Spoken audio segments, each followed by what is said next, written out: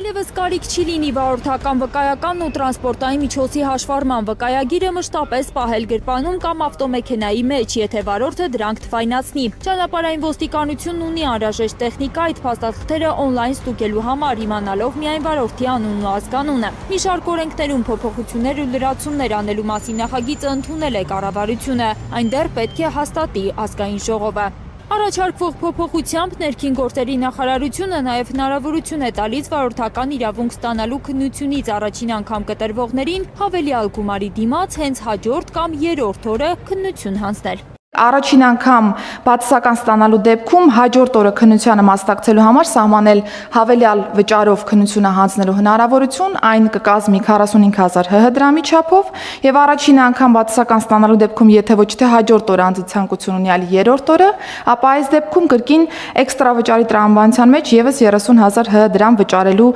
պայմանով անձը կարող է շատ ավելի սեմ ժամկետում հանձնելու քննությունը։